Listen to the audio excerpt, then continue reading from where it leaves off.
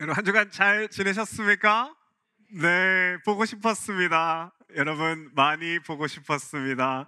참 좋으신 하나님의 평강과 은총이 오늘 예배 자리에 나오신 모든 성도 여러분에게 그리고 여러분의 삶의 자리에 충만하게 임하시기를 주님의 이름으로 축복합니다. 아멘. 우리가 사무엘 상서를 작년 9월부터 오늘까지 30번의 묵상을 통해서 나누어 보았는데요. 드디어 오늘이 마지막 시간입니다. 사실 오늘 본문 뒤에 사울 왕이 전쟁터에서 전사하는 장면이 나오기는 하지만 이 부분은 사무엘 하서와 맞물려 있는 사무엘 하서의 첫 부분이기 때문에 사실상 오늘 본문이 사무엘서 30번째로 마지막 시간인데요. 작년 9월에 사무엘 상서를 처음 시작할 때 하나님께서 저에게 주셨던 마음이 이 사무엘서를 통해서 우리 성도들의 삶의 중심이 나에게서 주님으로 바뀌면 좋겠다라는 마음을 주셔서 사무엘서를 시작하게 되었습니다. 이제까지는 내가 내 중심으로 살면서 무슨 간절한 기도 제목이 있을 때만 그 문제를 해결하기 위해서 주님을 찾았는데, 그런데 이제는 내 삶의 주인이 주님으로 완전히 바뀌는 성숙한 신앙인이 되는 것이 사무엘서 전체 주제였기 때문에 말씀을 나누었는데요. 오늘은 사무엘상의 마지막 시간으로 이제 곧 이스라엘의 왕이 될 다윗은 삶의 주인이 얼마만큼 주님으로 바뀌었는지 말씀을 한번 살펴보고자 합니다. 여러분, 이제까지 다윗은 사울에게 쫓겨다니며 광야에서 10년이 넘는 시간 동안 많은 훈련을 받게 됩니다.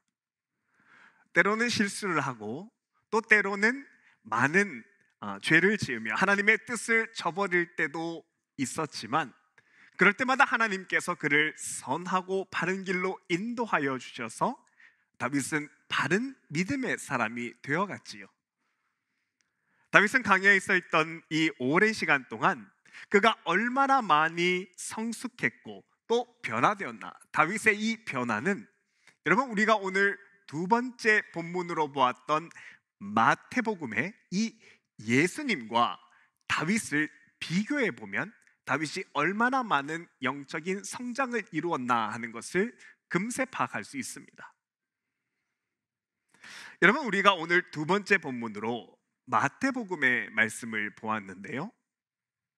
이 말씀에는 우리가 잘 아는 것처럼 예수님께서 사탄에게 세 가지 시험 받는 것이 본문에 등장을 합니다. 그리고 이때 예수님은 세 가지의 시험을 잘 통과하셔서 예수님이 앞으로 메시아의 일을 잘 감당할 수 있는 하나님의 사람이라는 것을 잘 증명해 주셨는데요. 여러분, 사탄이 예수님께 냈던 이 세 가지 시험은 모두가 내 삶의 주인이 누구인가라는 것에 대한 질문이었습니다. 이제부터 말씀을 하나하나 풀어보고자 하는데요. 여러분, 마지막 시간이고 또 사무엘서 전체에 주제가 담겨 있기 때문에 잘 집중해서 들어보시길 바랍니다. 여러분, 사탄의 첫 번째 문제는 돌을 떡으로 만들라는 것입니다. 여러분도 잘 아시는 것처럼 이때 예수님은 광야에서 공생애를 하기 직전에 40일 동안 금식 기도를 하여서 배가 많이 고픈 상태였는데요. 그런데 사탄이 예수님 앞에 등장해서는 돌을 떡으로 만들라는 겁니다. 여러분, 이 문제에 답을 잘 하기 위해서는 이 문제가 무엇을 묻는 것인가 하는 것을 우선 알아야 합니다. 왜냐하면 문제의 의도를 정확하게 이해해야 답을 잘 달 수 있기 때문인데, 그런 면에서 첫 번째 문제는 무엇을 묻는 것인가 좀 이해하기 어려울 수 있습니다. 여러분, 첫 번째 문제의 핵심은 하나님의 일을 하는 것도 중요하지만 일단 제일 먼저 떡을 먹는 것을 우선으로 하라라는 말씀입니다. 하나님의 일을 하는 것이 중요하지만 먼저 먹고 봐야 되지 않겠냐는 것이죠. 이런 사탄의 말은 참 일리가 있고 또 별로 큰 문제가 없는 것처럼 그렇게 생각되지만, 하지만 여러분, 이때 사탄이 예수님 앞에서 노리고 있는 것은 우선순위를 바꾸고자 하는 것입니다. 하나님 말씀대로 살기 전에 당장 내게 필요한 것을 제일 먼저 우선으로 하라는 것이죠. 떡을 만들어 먹는 것을 제일 우선으로 놓고 살라고 순서를 바꾸는 것입니다. 그런데 이런 사탄의 말은 여러분, 마태복음 6장 33절에 나오는 하나님의 말씀과 정면으로 정반대가 됩니다. 말씀을 보면 이러한데요, 너희는 먼저 그의 나라와 의를 구하라.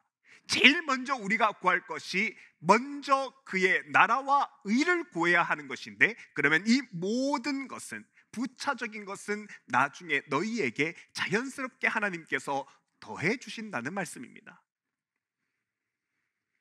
여러분, 이 문제에서 우리가 집중해야 되는 것은 이 순서인데요, 우리가 하나님이 기뻐하시는 것을 내 삶의 가장 우선되는 목적으로, 내 삶의 방향이, 이 모든 것이 하나님께로 향해 있으면 나머지 물질과 재물 같은 여타의 수단들은 하나님께서 채워주십니다. 제일 근본적인 일, 제일 우선되는 하나님의 일을 먼저 하면 나머지 지엽적이고 부수적인 것들은 당연히 따라오는 것이지요. 예를 들어 이런 겁니다. 제가 예전에 한국에서, 서울에서 사역을 할 때 정말 유명한 곰탕집을 하시는 한 집사님이 계셨습니다. 이 집사님 장사가 너무너무 잘 돼서 옆에 오른쪽 왼쪽 가게를 다 매입을 해서 이 세 개의 가게를 붙여서 큰 장사를 했는데요, 그래서 이 집에 신방을 가보면 얼마나 장사가 잘 됐는지 한 블럭 전에부터 손님들이 겹겹으로 줄을 서 있었습니다. 이 곰탕집은 서울에 있는 것이 아니라 차를 1시간 반 정도 타고 나가야 되는 남양주에 위치해 있었는데, 그런데도 서울에서 많은 손님들이 이 곰탕집을 찾는 것이죠. 그런데 이 곰탕집에는 한 가지 특이한 것이 하나 있는데, 한 달에 두어 번은 아무 공지 없이 문을 닫습니다. 그리고 이 문 닫은 정면 입구 앞에는 이렇게 글이 써져 있습니다. 오늘은 고기와 뼈가 좋지 않아서 문을 닫습니다. 이게 무슨 말인가? 말의 뜻을 모르는 것은 아니지만 어떤 사정이 있는지 궁금해서 제가 신방을 갔다가 이 집사님께 무슨 이유인지 한번 물어봤는데요, 그러니까 이 집사님 하는 말씀이, 고기와 뼈를 넣고 밤새 국물을 끓이게 되면 본인이 원하는 국물의 색깔이 나와야 되는데, 그런데 그 색깔이 나오지 않으면 이것은 뼈와 고기의 상태가 좋지 않다는 겁니다. 그래서 이렇게 국물이, 자신이 원하는 이 양질의 좋은 국물이 나오지 않으면 그날은 당신이 문을 닫는다는 것이죠. 사실 이럴 때는 커피 프리마, 옛날에 이 맥심하고 같이 먹는 이 프리마를 이렇게 좀 타면은 금세 맛과 색깔이 좋아진답니다. 그렇지만 당신은 그렇게 하지 않는다는 것이죠.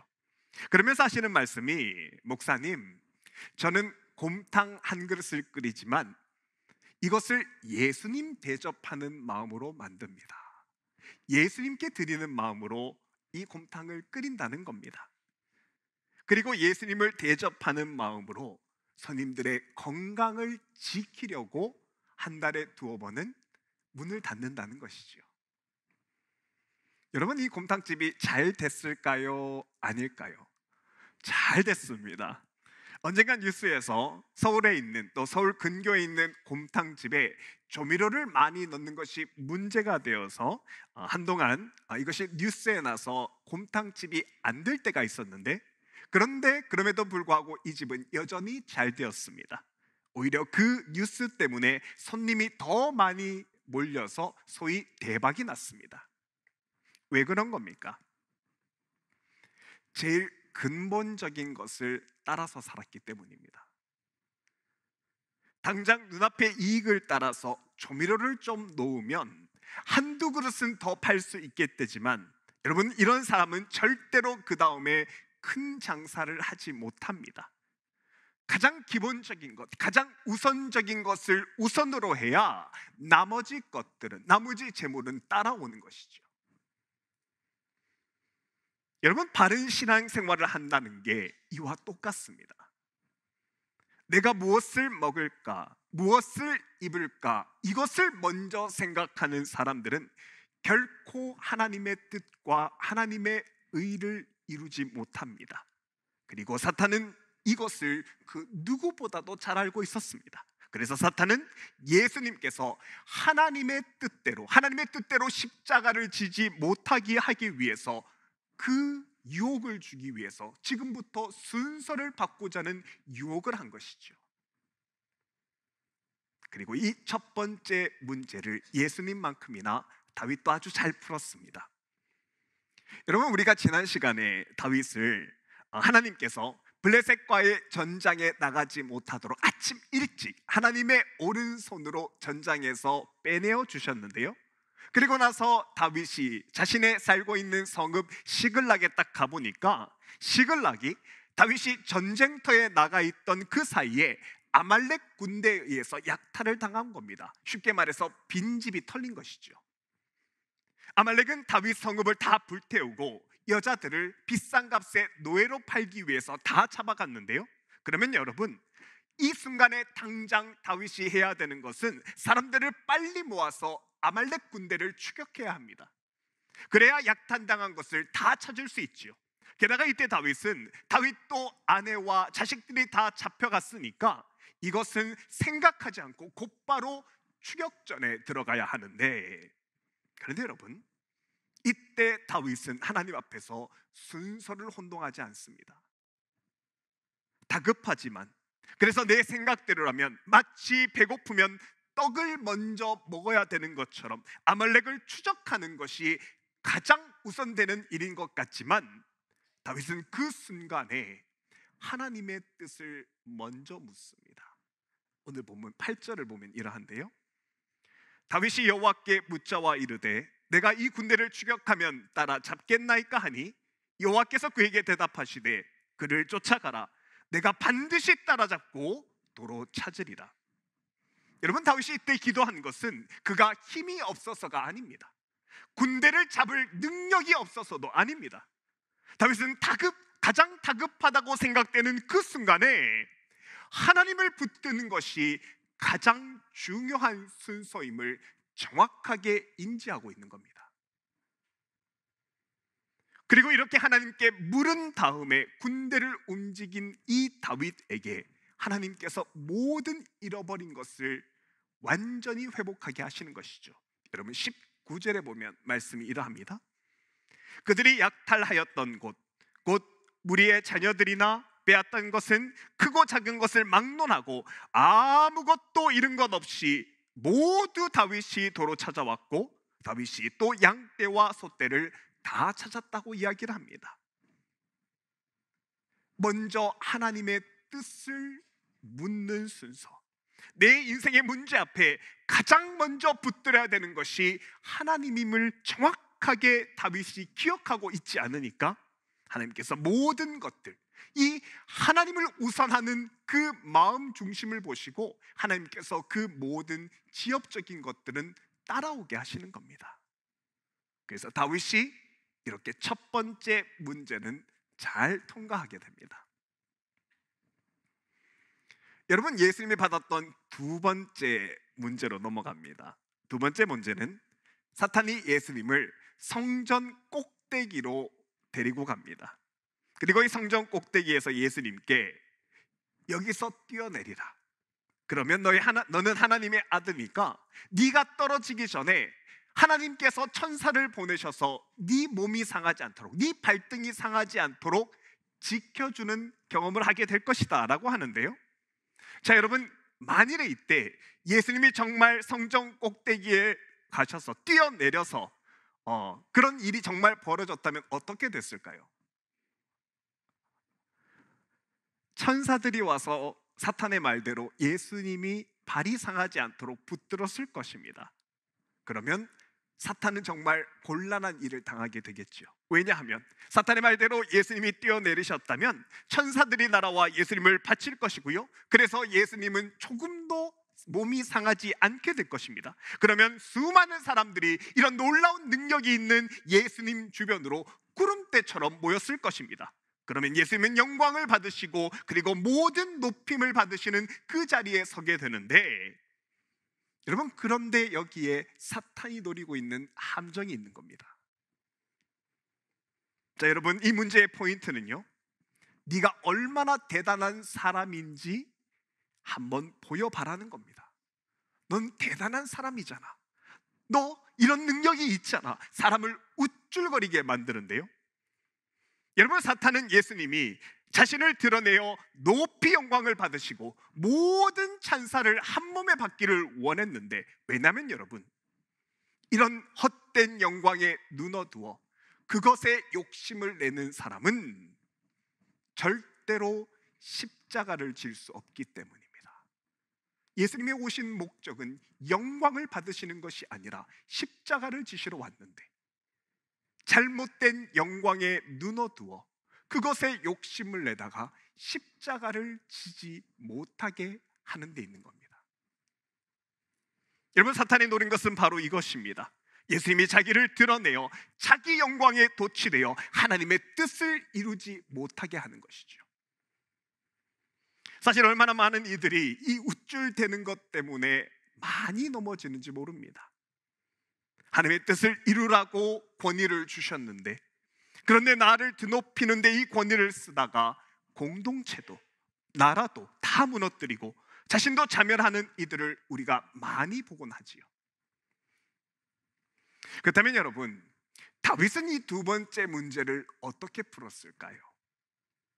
다윗은 하나님의 은혜로 결국 아말렉 군대를 쫓아가서 약탈당했던 모든 양떼와 소떼를 온전히 되찾아오게 되는데, 그러니까 옆에 있던 온 무리들이 다윗을 칭송하기 시작합니다. 다윗을 높이기 시작합니다. 그리고 이 모든 전리품이 다윗의 전리품이라고 이야기를 합니다. 본문 20절을 보면 이러한데요, 다윗이 또 양떼와 소떼를 다 되찾았더니 무리가 그 가축들을 앞에 몰고 가며 이르되 이는 다윗의 전리품이다 하여라.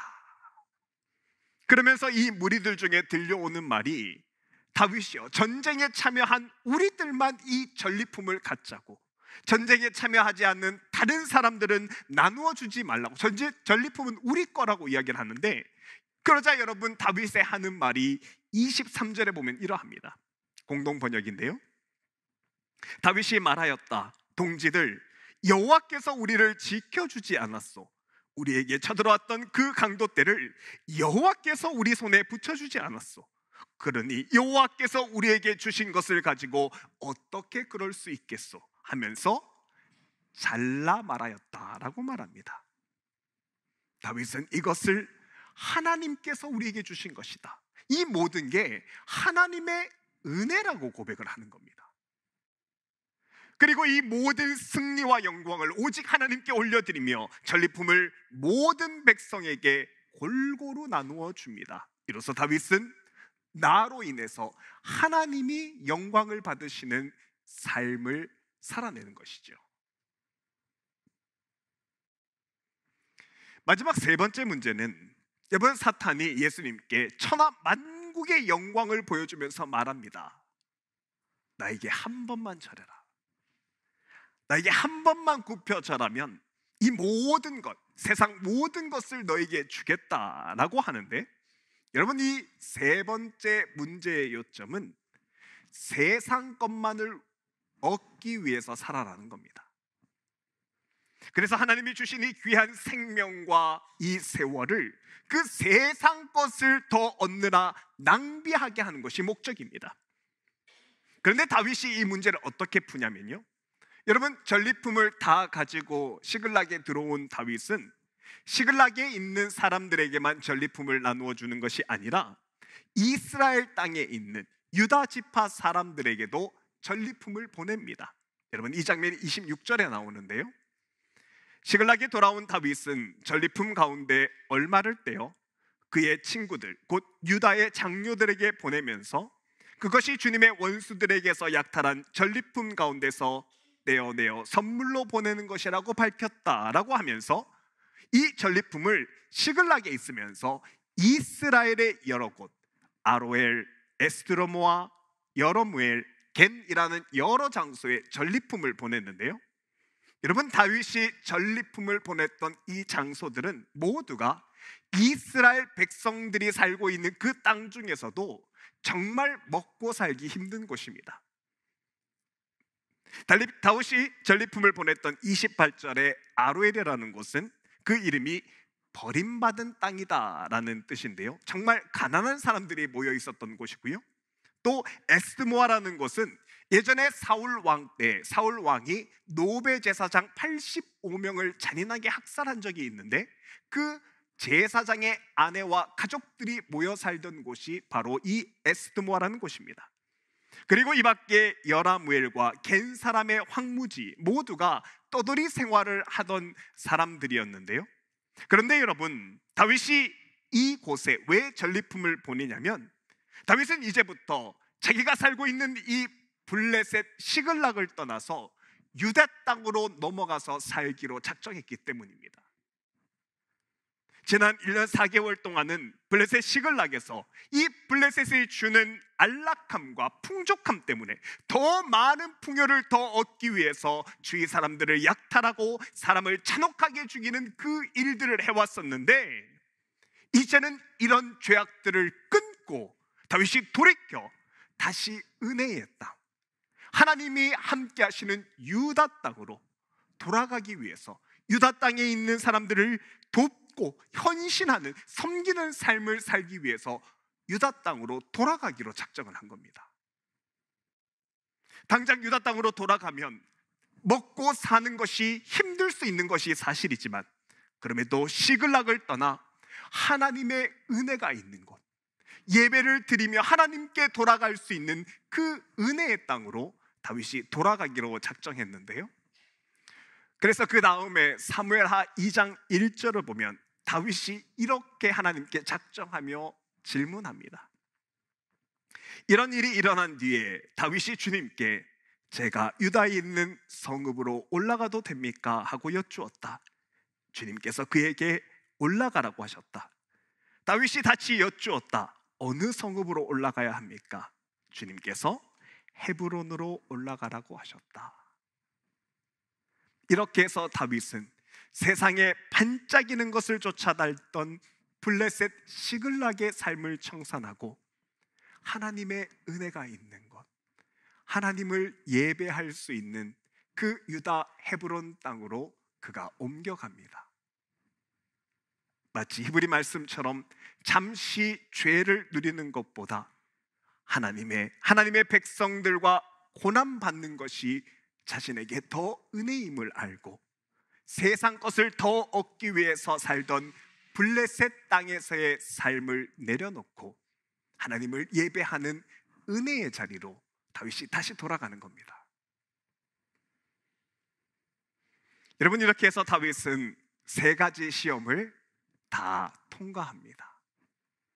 그리고 이렇게 삶의 중심이 내가 아니라 하나님 뜻대로 살겠다 돌이킨 다윗을 하나님이 이스라엘의 왕으로 세워주시는 것이죠. 여러분, 우리가 30강, 이 사무엘서 30강을 통해서 계속 살펴봤던 것은, 여러분, 사무엘서는요 그 시대 모든 사람들이, 심지어 하나님을 믿는다고 했던 사람들도 자기 소견에 오른 대로 자기 중심의 생각대로 살던 시대에 선포된 말씀입니다. 사사기 21장 말씀이었죠.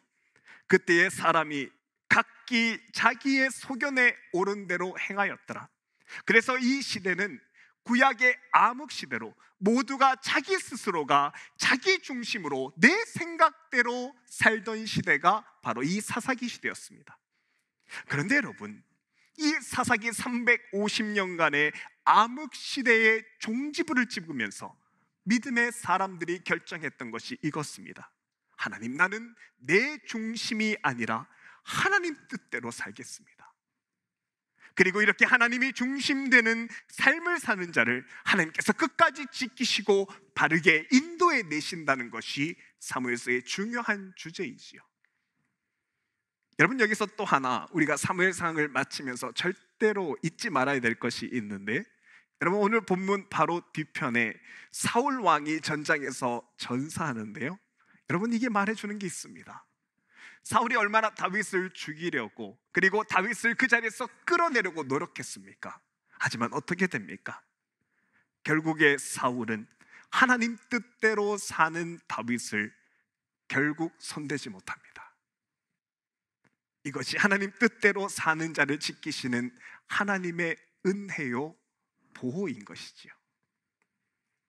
사랑하는 여러분, 우리도 이제까지처럼 내가 내 중심으로 살면서 뭐가 필요할 때나 뭐가 부족할 때나 그 문제 해결을 위해서만 주님을 쫓는 삶이 아니라, 이제는 하나님이 나에게 무엇을 원하시는지 하나님 뜻대로 사는 자의 첫 발걸음을 떼시는 이번 주가 되었으면 좋겠습니다. 세 가지 시험에 잘 말해주셨지. 첫 번째, 삶에서 우선순위가 바뀌자. 주님 중심으로, 주님이 가장 내 삶의 우선이어야 되고요. 두 번째, 내 영광을 드러내는 삶은 이제 멈추는 겁니다. 그리고 세 번째, 세상 것을 더 얻기 위해서가 아니라 하나님의 은혜를 얻기 위해서 은혜에 받는 자리로 더 사모하고 돌아가는 그런 믿음의 삶을 사시는 저 여러분의 믿음의 여정, 복된 한 주간의 삶이 될 수 있기를 주님의 이름으로 축복합니다.